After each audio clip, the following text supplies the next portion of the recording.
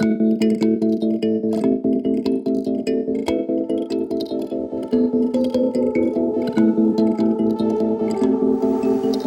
have before us the opportunity to forge for ourselves and for future generations a new world order. This is Multipolarity, charting the rise of the new multipolar world order. Coming up this week. No one imagined that Romanian elections would become a big spectator sport, but they've really proved us wrong. Remember the TikTok secret police election? Well, now Romania is back with a sequel, ethno-nationalist hooligan for president. The question smart observers are asking is, why can the powers that be live with this one, not the other?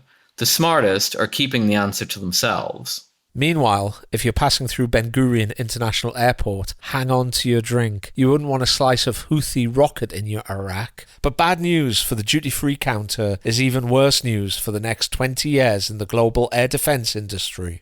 Finally, the AfD have been officially designated as right-wing extremists by Germany's spy agency. It's eyes down for a full ban. Who knows, one day Germany could even aspire to the democratic standards of Romania. But first, Romanian Light. Andrew, you've been looking east, to Romania. Yes, the big rerun happened yesterday as we record this. So yesterday being May the 4th. The Romanian presidential election had a second go-around. Listeners will of course remember the big scandal when, after the first round in November, the winner, Calin Georgescu, was kicked out and the whole election annulled for a little while because, well, just for reasons, let's put it that way. Now we finally have the rerun, basically. And the rerun was won convincingly by what I think it's pretty fair to say is a far-right candidate for the Alliance for the Union of Romanians, AUR, Georgi Simion. He won the first round with 41% of the vote, and the centrist candidate, the mayor of Bucharest, Nicosor Dan, came second with 21% of the vote. So a fairly resounding victory there for Georgi Simion. And it would seem, on the surface, a vindication of all of those who thought that the Romanian authorities had acted disgracefully in November when they annulled the election after the wrong person won. The election was annulled, as people will remember, on the flimsiest of pretexts. A notification from the Romanian intelligence services saying that they had noticed some irregularities in the videos that were appearing supporting Mr. Georgescu on TikTok. And the whole election was annulled for those reasons. The implication being, but without any proof being given, that the hand of the Kremlin was somehow involved in influencing Romanians through TikTok. But now we've had this rerun, yet another right-wing populist candidate has won. So isn't that a vindication of those who believe that Calin Georgescu was unfairly removed? Isn't that a vindication that the authorities have lost? Well, perhaps not, Philip Pilkington, because I think it's right to say that Georgi Simion, the winner of the first round of the rerun, is farther right, is much farther right than Georgescu, the winner of the original race. He has a background in football hooliganism. He is very definitely an ethno-nationalist, and his party, the AUR, have links, or certainly have been thought to admire the Iron Guard, which was the interwar years fascist organisation in Romania. So I think it's fair to say that this man is far right, and even more right-wing, and perhaps even more aggressively populist in his tone than Georgescu. The big difference is, though, that Georgescu was sceptical of NATO, sceptical of the war in Ukraine, wanted to take something more of the Hungarian line that, look, this is a war happening right on our border and we would rather a peace deal be made because we don't like that idea, and really sceptical of the European Union itself. On the other hand, Georgi Simion, the new populist winner, is pro-Atlanticist, pro-NATO, And while he considers himself a Eurosceptic, has given no inclination that he wishes to leave the European Union. So I think there we see the clear difference, is that this is a right-wing populist that the establishment are willing to tolerate because he is, on the big issues at least, on their side. Okay, he might be far right. I mean, if he was British, he would be considered beyond the pale. Way farther right than even the British National Party, I would say. It's a bit like, if you can imagine something like, I mean, I shudder to say this, but, you know, in British terms, if you can imagine some of the more unsavoury elements of the Tommy Robinson coterie being swept into power, that's what we're looking at. The EU isn't bothered about that. Romanian authorities aren't bothered about that because he's generally pro-Atlanticist. He's generally in favour of EU policy when it comes to Ukraine. And he's generally not against Romania being a part of the EU either, or part of NATO. He's a bit like Giorgia Meloni, but with a lot less polish. Philip Pilkington. Yeah, I think the Meloni reference is apropos, because what we're seeing develop here is actually an important trend in European politics. I don't think it's a trend that'll last that long for reasons I'll say in a moment, but the AUR, the Alliance Union for Georgia, are actually members of the ECR, the group that Meloni and her party effectively head up. I'll just note that I believe the AUR were adopted into the ECR at the same time as Giorgia Meloni campaigned to keep Hungary's Fidesz party out. And that's a very important point, because it shows what's willing to be tolerated within the, I don't know what you'd really call it, the mainstreaming of right-wing movements, I guess you'd call it. It's kind of in a dynamic flux at the moment, so it's difficult to describe. But Brussels is moving in various ways to try and control the populist upsurge and make sure that it doesn't actually really threaten anything systemic. The reason for this is because there's been an attempt to portray two groups that I think are actually completely different in politics in general with each other. There's been an attempt to conflate what you actually might call far right with just kind of conservatives. Maybe right-wing conservatives, you could say that. I think I'd prefer to say national conservatives, something like that. Or you could just say social conservatives, Philip. I'm sorry to interrupt. You could just say traditional social conservatives. Like that, you know, there's a difference between the kind of liberal conservatism that we saw in Britain and America since the 1980s, and to a certain degree in France as well, and what I would call traditional social conservatives, right? Like, those are two very different breeds, but the social conservatives seem to be conflated with kind of far-right ethno-nationalist elements at the moment, correct? Or am I incorrect? Yeah, and look, this isn't some big conspiracy. That conflation was done to try and stop the rise of national or social conservatism, which was gaining more traction, especially in recent years. And yes, of course, some of it's around immigration, but, you know, I know that the left will say this and that, but the reality is, knowing a lot of these people, social conservatives are opposed to mass migration, but I don't think most of them are into like ethno-nationalism or anything like that. So it was an attempt to use those kind of Tommy Robinson football hooliganism thing to discredit people with social conservative views. And of course, the social conservatives also tended to, you know, they tend to be quite educated people. And so they tended to have a more overarching view of, you know, geopolitics, how the economy should function and so on. I'll get back to that with Georgescu in a moment.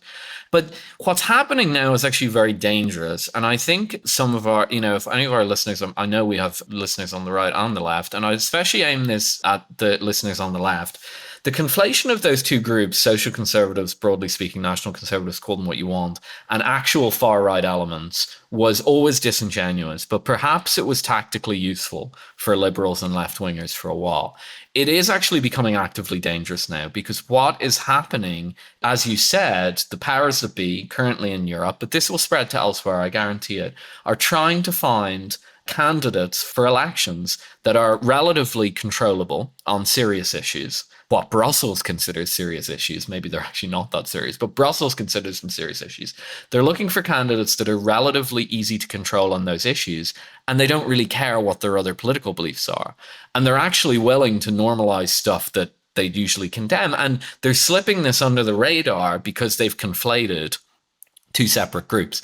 To go back to Georgescu, Georgescu was aligned with the AUR in Romania, and he made some quite, ethno-nationalist statements and stuff like that. But it wasn't really his main thing. Georgescu was pretty well educated. He's a PhD. He worked for the UN Global Sustainability. He worked as UN Special Rapporteur on Human Rights. He did a lot of work. He worked for the government as advisor to Minister of the Environment. He was Secretary General in the Ministry of Environment from 97 to 98. This guy had an actual career in government. He probably had some quirky views and so on, but his main thing was actually Romanian sovereignty and the place of Romania in the world, which includes questions around the EU, the war in Ukraine, NATO membership, the influence of NATO on Romanian politics, and so on. And those are dangerous questions to ask. It has been now conclusively showed that that is not tolerated in Europe. You will just simply get banned if you try and run on a platform of that in any country where Brussels has its tentacles, let's just say.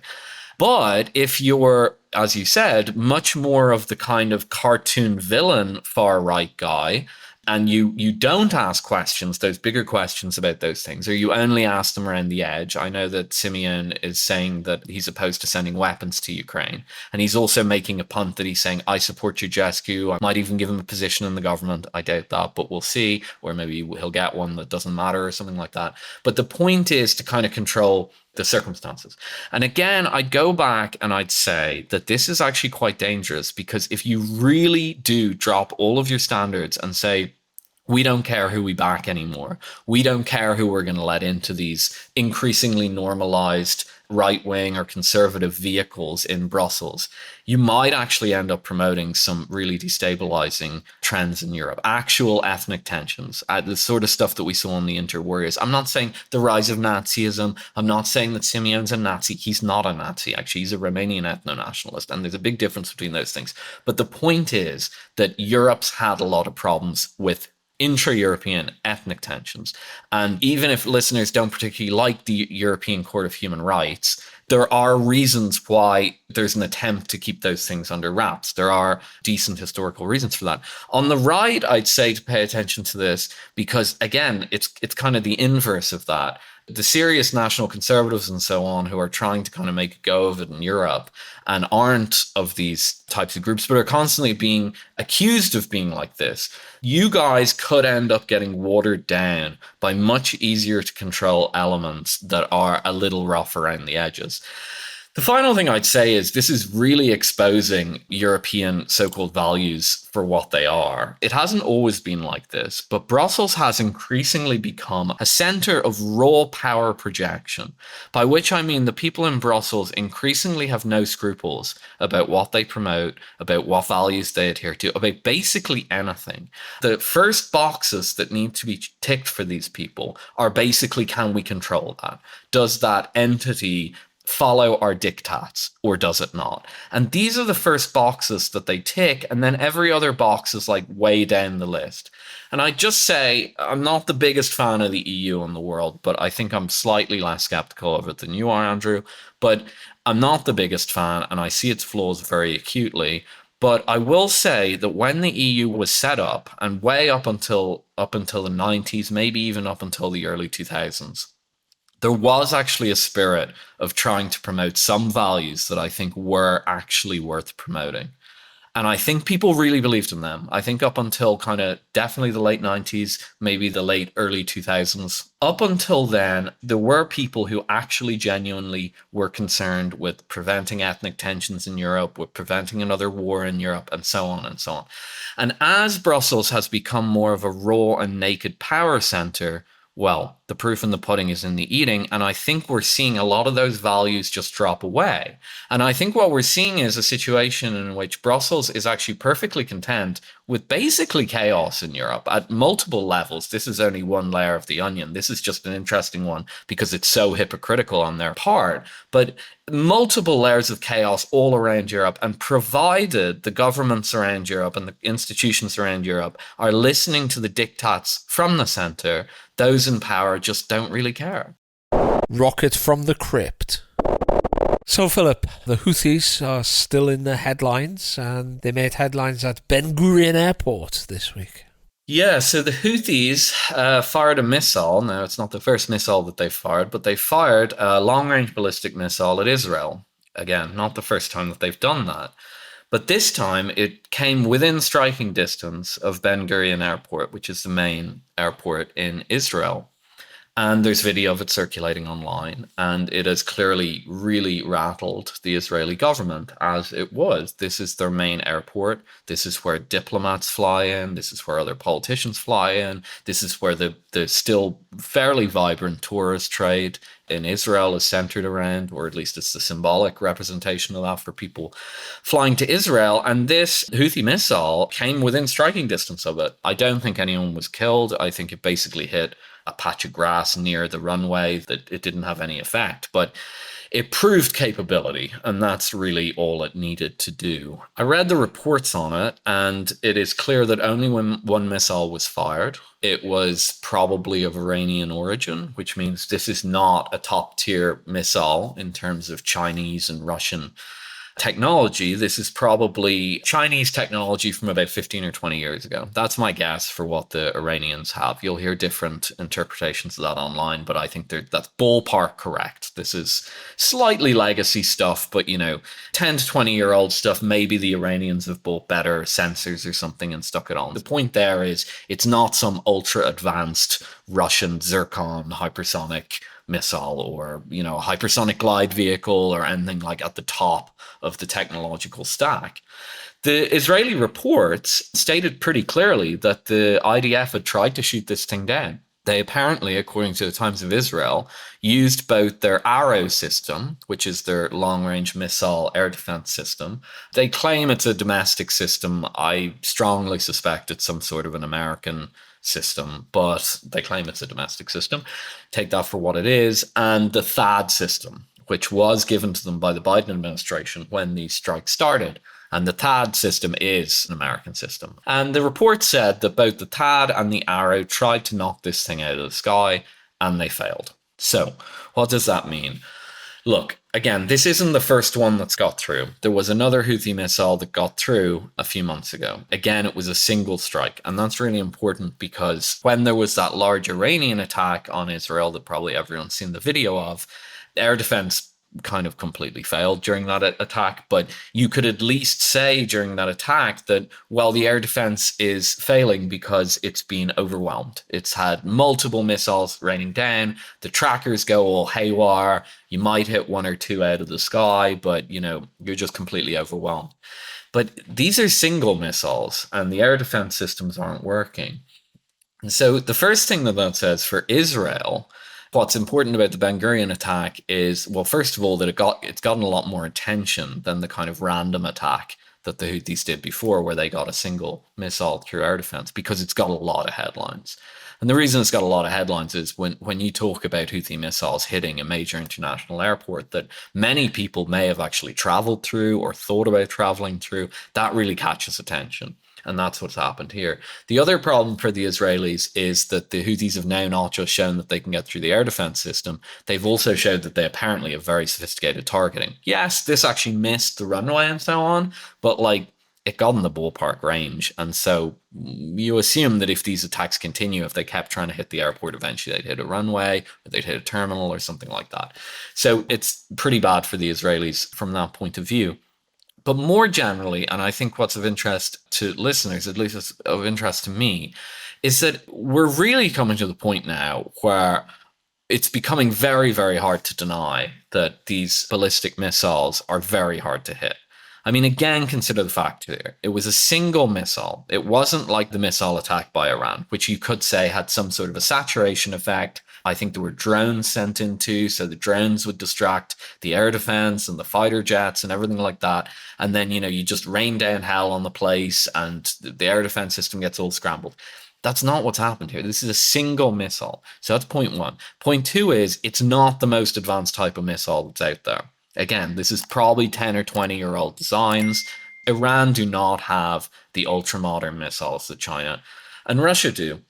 And then number three, even a group like the Houthis and a country like Iran can apparently come up with targeting systems that are good enough to get in the vicinity of an airport. And remember, Yemen is very far from Israel. It's almost on the other side of the Middle East. So, targeting in that regard can't be that easy. It's not like a short range, 10-kilometer strike or something like that.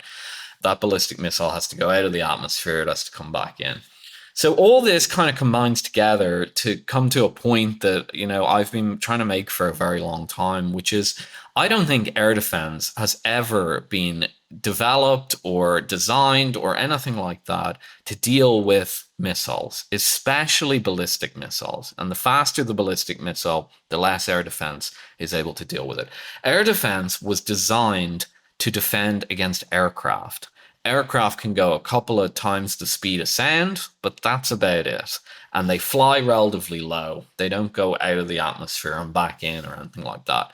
And so, to my mind, air defense was repurposed to try and deal with this missile technology that started coming in the late 1960s, certainly by the 1970s, and was pretty well developed by the 1980s.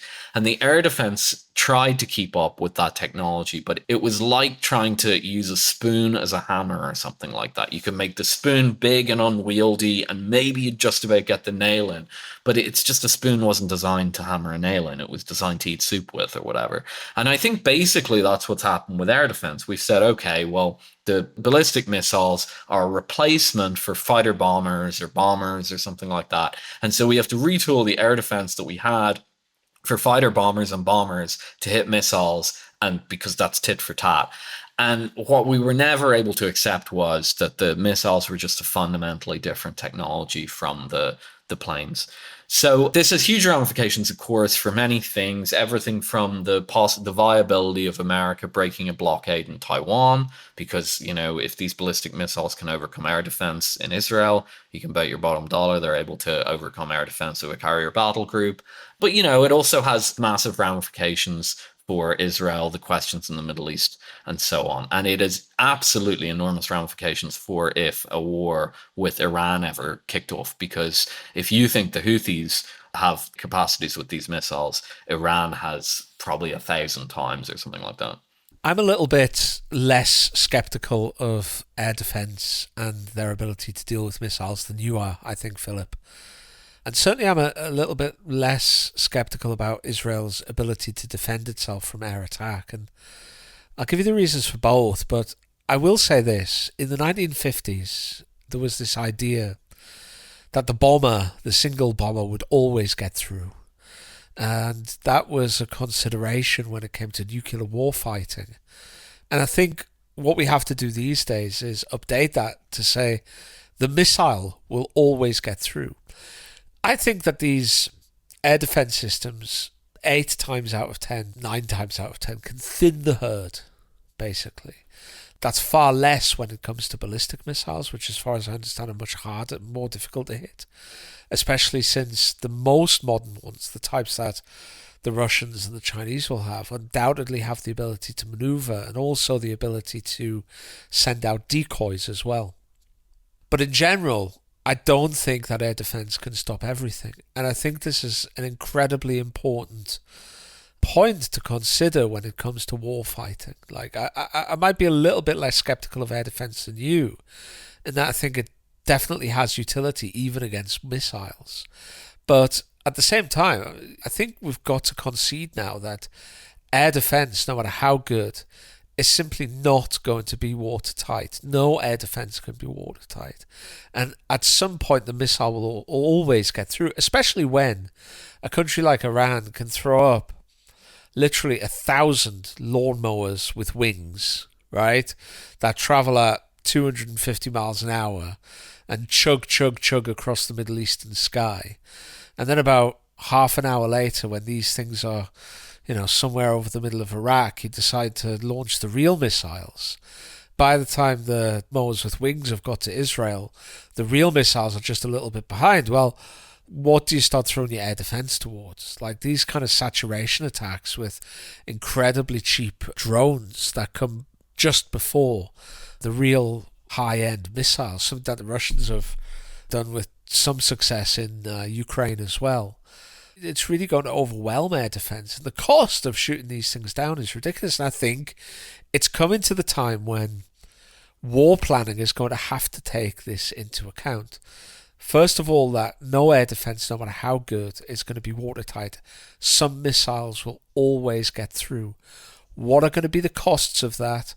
What are going to be the implications for it? Are we going to be able to park, an aircraft carrier strike group 300-400 miles off the coast of a third world country and impose our will on that country anymore? Is that something that we're going to do? Are we going to be able to reasonably defend, say, Israel or Ukraine or wherever? Are these questions, even with ideal air defense, are we going to be able to do those things? The second point is, even if the answer to that is yes, we can do that. Yes, we can defend an aircraft carrier strike group. Even if we can defend Israel, defend Ukraine, defend Britain, wherever. What's the cost of doing that? Because as far as I can see, the cost is almost ridiculously asymmetric. A drone that costs $25,000-$30,000 can cost $1.2 million to shoot down in the Red Sea. That's an absurd exchange, and it even makes it difficult for a country like the United States to economically deal with a country like the Yemen, because although the size of GDP is almost incomparable, so is the economic exchange rate in missiles. It's a real problem. These things really need to be considered very carefully. Like, is the missile now going to be like air power was 100 years ago? Because 100 years ago, it wasn't realised that air power was going to play a decisive role in naval encounters and going to play a decisive role in land encounters. Like, that wasn't fully appreciated or accepted. Is the missile going to be the same now? Because we have to understand that it's not just the US with their Gulf War stealth and precision targeting that have high quality missiles anymore. It's not just the US, the Russians and the Chinese. It's really small non-state actors like the Houthis. That's the degree to which both missile tech and precision strike have been democratized to. Okay, the Houthis can't do reconnaissance target strike at the same speed as the Russians or the Americans or the Chinese, but they still have the ability to aim and fire a missile over hundreds of miles at a moving ship in the ocean, right? That's something that is available to a non-state actor and available in large numbers. So what are the implications of this on naval and land warfare? How are we going to adjust our doctrine? What is going to compensate for this? Is anything going to compensate for it? These are important questions. I don't think they're being asked. And instances like the Ben Gurion Airport instance should be big flashing red lights to the Ministry of Defence in London, to the Pentagon, because for countries that rely on expeditionary forces, I think it's a huge problem. Yeah, I'd just finally highlight that this Houthi attack is connected immediately it's probably connected to some port attacks in Iran, which I think Iran is interpreting as sabotage or something, but won't get into that too much. More so from a geostrategic point of view, it's connected to the fact that the United States, with the new Trump administration, has dusted off the old destroy the Houthis plan. And I think this plan really speaks to what you're saying, that what happened here was the Biden administration started trying to hit the Houthis after their Operation Prosperity Guardian started to fail. That was the operation where they were trying to bring ships through the Red Sea. They realized that they couldn't really escort ships for a variety of reasons, many to do with the fact that air defense isn't all it's cracked up to be. And so they decided that the next thing to do was to try and destroy the Houthis using the kind of tactics that you're talking about, using cruise missiles and fixed wing aircraft off aircraft carriers.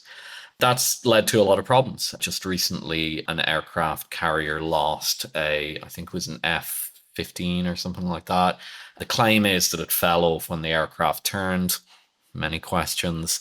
Anyway, whatever happened with that thing, it was definitely due to the fact that that aircraft carrier was engaged in this operation in the Red Sea.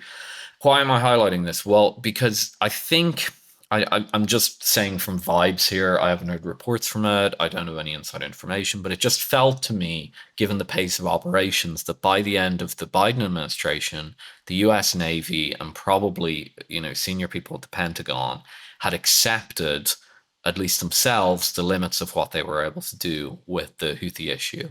I think they'd pretty much given up on trying to take out the Houthis.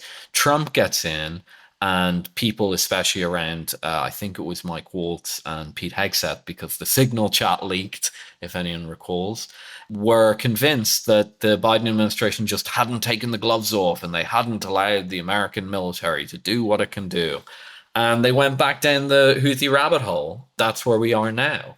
I think this conflict is really, really interesting to watch for a number of reasons. I mean, the first and most obvious is, what exactly is Israel's plan here? Is there a final aim in mind, or is the plan to just live in this perpetual conflict? That's an interesting question in and of itself. But from a broader kind of global perspective, it'll be very interesting to see how the Trump administration responds to the inevitable loss of the quote unquote war with the Houthis. How will they actually respond to that? In the Biden administration, it kind of petered out. This is my sense. I don't know this for a fact, but I get the sense it kind of petered out. The military just kind of stopped striking as much. They just kind of like pretended it never happened. Biden was asleep in the lazy chair anyway. So it just kind of petered out. The Trump administration, for all its faults, is much more brain alive, you might say. And so if the Houthi operation doesn't work, my sense is the questions will actually be asked internally. And it'll be very interesting to see what those questions turn out to be. And will the US actually learn some lessons from this? Because as you said, the lessons are profound and they have to do with, does certain technology work? Should they pivot to developing other types of technology? Should they rethink the role of aircraft carriers? Should they rethink their entire global policeman role in general, et cetera, et cetera, et cetera? The Houthi thing actually does raise those questions. So I think it'll be really interesting to see how this resolves. It could just keep rolling on. The chaos could just continue for, the next 4 years. That's perfectly conceivable. But it'll be really interesting to see if that doesn't happen. And if that doesn't happen, it'll be very interesting to try and read the tea leaves on what the Pentagon and maybe even the White House has learned from all this. Well, Philip, far be it for humble political commentators like ourselves to question the lofty deliberations of Pete Hegseth and Donald Trump. But how many times and for how long were we saying that, repeating the Biden policy on the Houthis was a complete waste of time and would inevitably garner exactly the same results, i.e. abject failure? We said it the first time round. We said when Biden started all of this that, when he initiated Prosperity Guardian, that it would fail and fail miserably. The Houthi situation is a predicament. It's not a problem. We said before, we said problems are there to be solved and can be solved. Predicaments are to be endured and coped with, essentially. And the Houthi situation, there's not much that you can do unless you're willing to go in on the ground with a full-blown invasion force and put a stop to this. That would work. There's no political will to do that and probably not much ability to do that either at the moment, given other requirements around the world. Just for a second, though, to expand the strategic question, I think the question about whether aircraft carriers or surface naval combatants more generally are survivable in the missile age, the question of whether land armies are going to be increasingly suborned to the ability to operate in an environment free of missiles and whether that's at all possible. These are incredibly profound questions that don't just affect military planning, but affect, the entire strategy of nations around the world, and this shouldn't be underestimated. I think there's a question that's even more profound, though. It's that whether naval powers are any longer going to be able to dominate the world and to protect and dominate global trade. If the US Navy, as powerful as it is, and it is awesomely powerful, cannot keep open the Suez Canal, and more to the point, the Red Sea entrance to the Suez Canal, through which some 12% of maritime trade was travelling before the Houthis shut this or partially shut it, then what can they do? Like in the 19th century, you would have had a situation where the Royal Navy would have just rolled up to the Houthi coast and started bombarding it, and they would have disembarked some British Marines to give the locals what for until they acquiesced. Until 20 years ago, the US would have followed exactly the same tactics.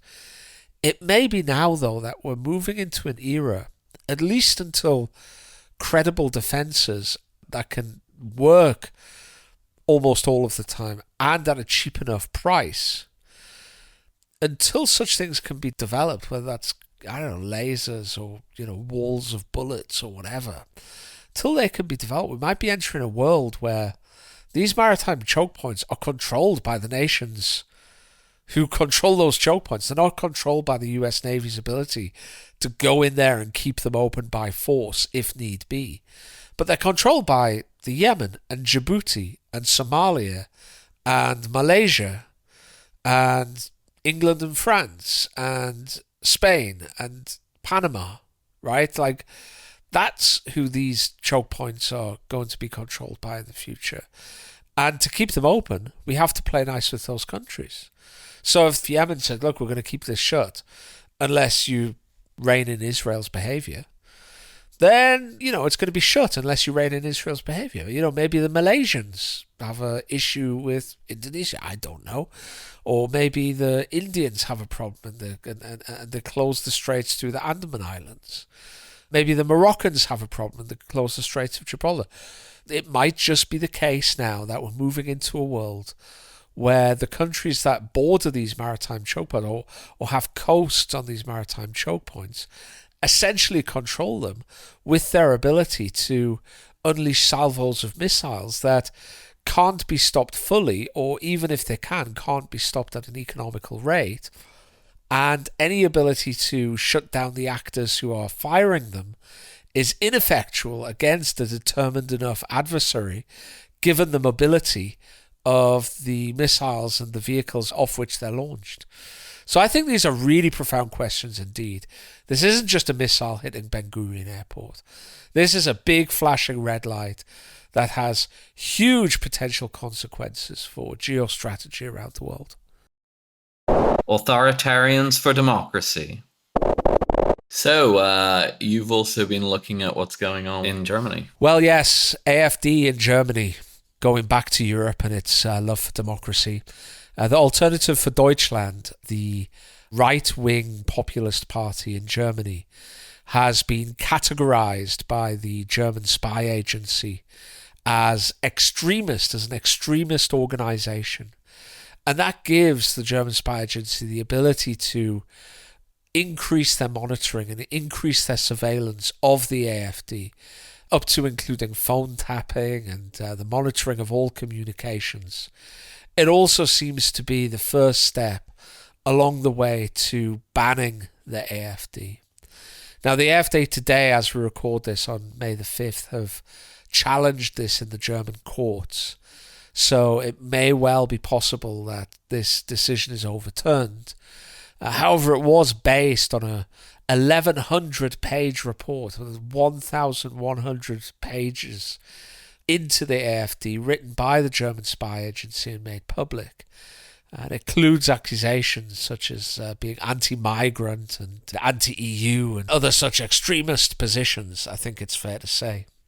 Look, I think it's very easy to slip into a huge amount of cynicism when it comes to AfD and German establishment's behaviour.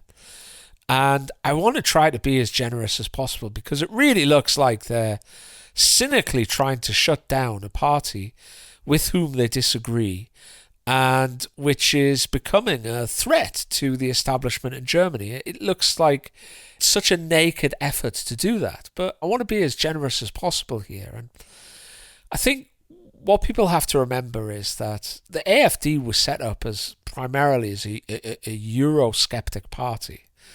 They didn't like the Eurozone or the euro as a currency.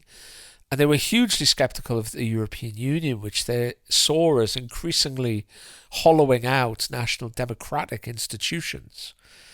The AfD were also extremely skeptical of migration and high levels of migration. And in addition to that, they wanted to move to more of a German sovereignist position, re-establishing relations with Russia, rather than always towing the American Atlanticist line.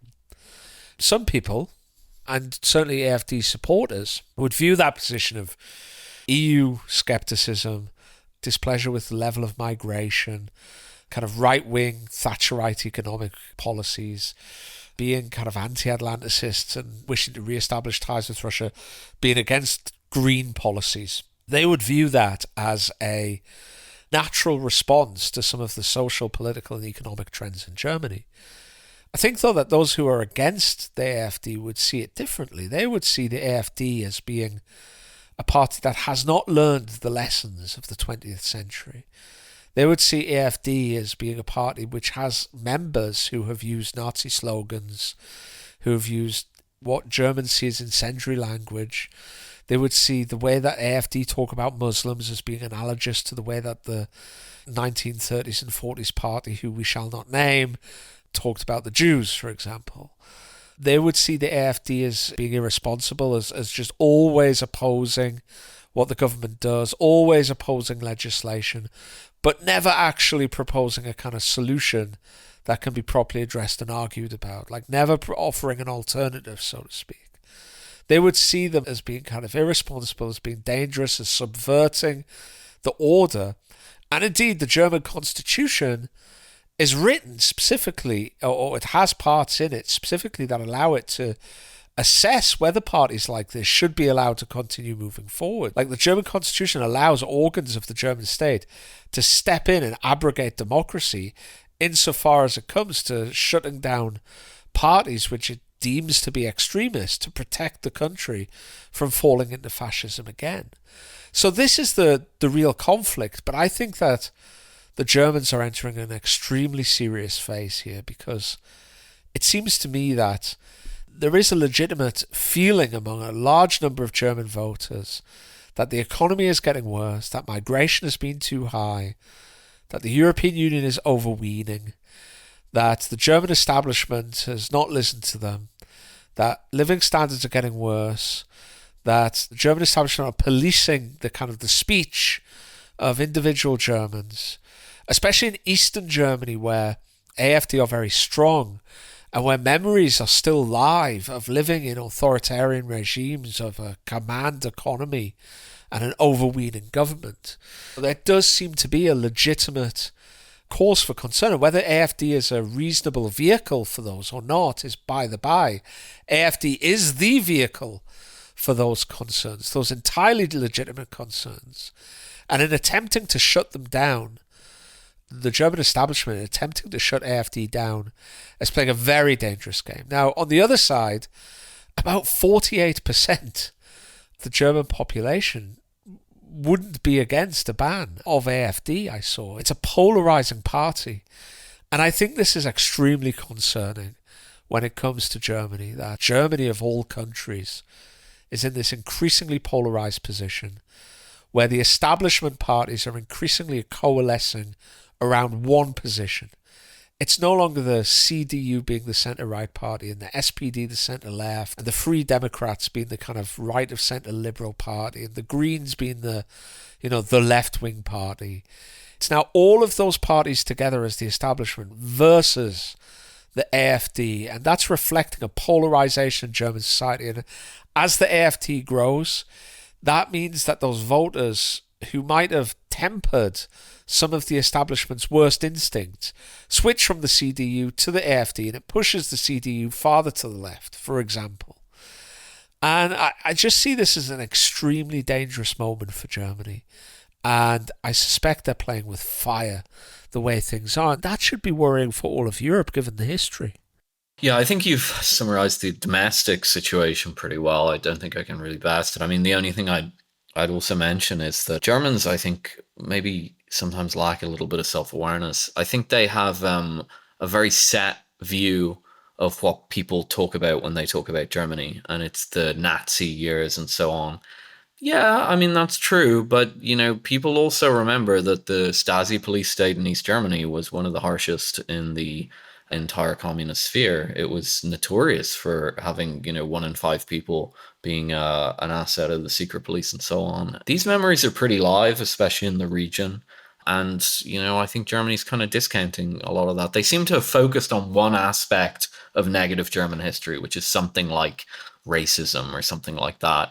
And they seem to not really pay attention to the fact that East Germany was a Stasi police state, for example, that basically, engaged in similar things. It set the secret police on political dissidents and so on.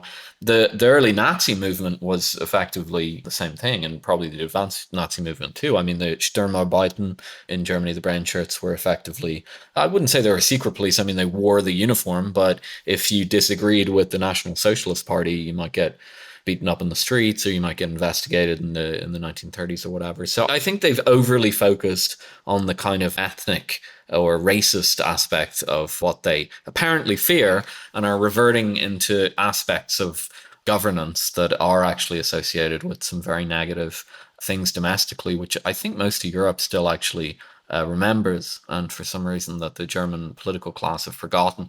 I suppose that relates to the kind of broader point. I think one of the saddest things I saw around the AfD issue was that Marco Rubio, the Secretary of State in the United States, put out a tweet condemning this and said it was not in line with Western values, American values, etc., etc. I'll bet the people in Rubio's office were talking about the East German Stasi police state and some of the things that I was just talking about. Again, I don't know why Germans have become so unself-aware in this, but he put out that tweet, and that's bad enough. I mean, that really says you're losing the room, as it were. But then the German Foreign Office responded. They responded to Marco Rubio's tweet on Twitter with this long post about how this has nothing to do with politics. We've done a police investigation, and et cetera, et cetera. I'd encourage people to go and read the post. I mean, at one layer, it just came across as pathetic, actually, that a foreign office of a major country like Germany would have to kind of crawl into the DMs. I know it was public, but you get my point. Crawl into the DMs of the Americans and say, no, it's totally legitimate what we're doing. You don't understand. But even the content of it as well was just so weak. Bureaucrat speak, it was we've done an investigation and we've determined that in line with objective criteria. It was convincing nobody. And I think this kind of gets to the broader point that, like most of Europe right now, Germany's isolated. It's a really, really, really isolated country. Who looks upon Germany favorably right now? The Americans see Germany as a collapsing authoritarian police state. And by the way, people on the Democrat side will eventually get the same impression, because the point is that whatever the chatter is broadly, with some evidence behind it, is what'll stick. Mark my words, by the end of the Trump administration, the average Democrat will see Germany as a collapsing authoritarian police state too, just as the average Republican does now. So that's the way the Americans view you. The Russians think that you're engaged in a war with them, and to some extent you are. There are German tanks in Ukraine, and there were German tanks in Kursk, in parts of Russia. So the Germans say, well, you're at war with us, again, is what they say. And that's how the Russians see it. You can, get into all the details of the Ukraine war and whose fault it was, but that's how the Russians perceive Germany right now. And the Chinese, I think, view Germany as a pathetic vassal. I think they look at Nord Stream bombing and say these guys aren't in charge. And especially what the Chinese are now probably saying to themselves is, because the Germans are now crawling back to Beijing and saying, oh, well, let's be friends again. Well, the Chinese remember being berated by people like Annalena Baerbock about Western values and so on, if I was sitting in Beijing, I'd look at them and I'd say, they criticize us for being a non-democratic government. They criticize us for keeping a very close eye on political movements, which of course they do in China. The security services do that. They criticize us for that, but they do the same things themselves. So I don't really see a way out of this for Germany. They're incredibly isolated. I mean, in theory, they could just kind of go mask off and say, no, we're not really a democracy anymore. And we're basically only allowing parties that are in line with the German state. Okay. They could say that. And they could go to Beijing and say, we've had a conversion and we actually completely understand your mode of government and we kind of like it. And we're going with a kind of liberal version of that, with liberal values rather than kind of, I don't know, Confucian conservative, quasi-communist values, whatever you want to say the Chinese have. They could say that. And that would be kind of credible, but they won't say that. They'll cling on to their old nonsense about democracy and human rights and law and justice and all this sort of thing. And so they'll be looked at as hypocrites by everybody, and really overtly so. And there's nothing kind of more embarrassing than being a hypocrite, really, especially when it comes to this stuff. And so I think, we could say it to Germany in particular, but this is an issue for Europe in general. We talked about Romania earlier. No one's going to forget that Georgescu was banned. And by the way, it won't take sophisticated people particularly long to see that Brussels basically tolerates the new guy, right? So the mask is really slipped here for Europe, and it doesn't have a story to tell about itself on the world stage anymore. It's not a beacon of democracy and freedom and free speech and free political activity and so on.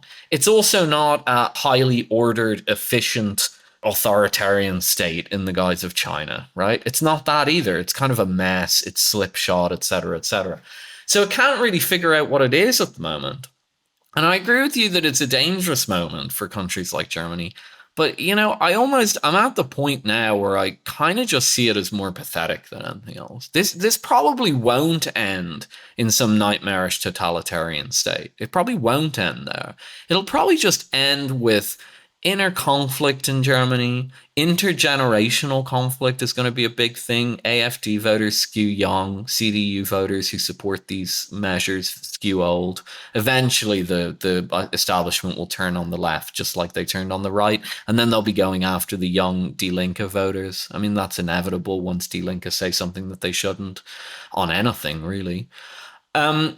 So I just see it as kind of pathetic. I really think we're going to look back on this in 15 years and go, yeah, that was kind of the beginning of the end.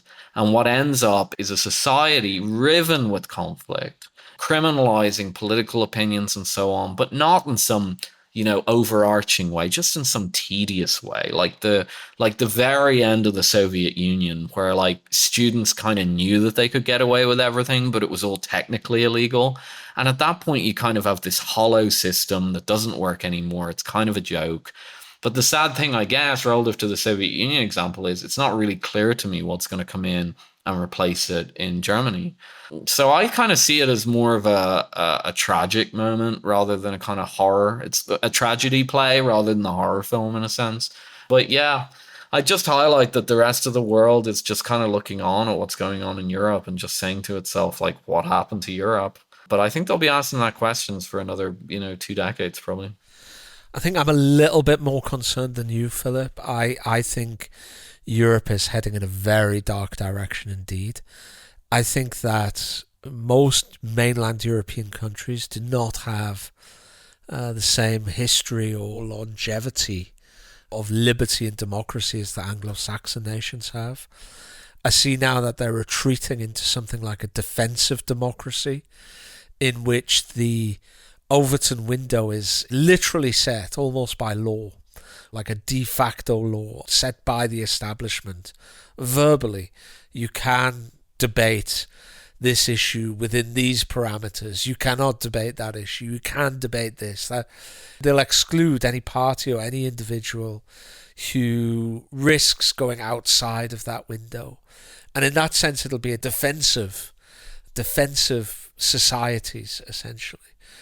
And I think the overarching idea or ideal that they will employ to do this, you said that they're not authoritarian in, say, the same way that the Chinese are, where they have this hugely dynamic and rapidly growing and rapidly becoming more wealthy economy, that they can say, look, this is the way we organize society and it's being successful.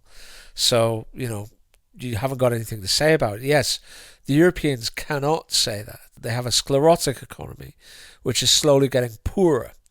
But what they can do is they can say what the establishment does say, the kind of the centre-left or liberal establishment does say, and that's to view the world as a kind of Manichaean struggle of good and evil, and to see evil at home in the same terms as they see evil abroad. So, for AfD, see Donald Trump and Vladimir Putin.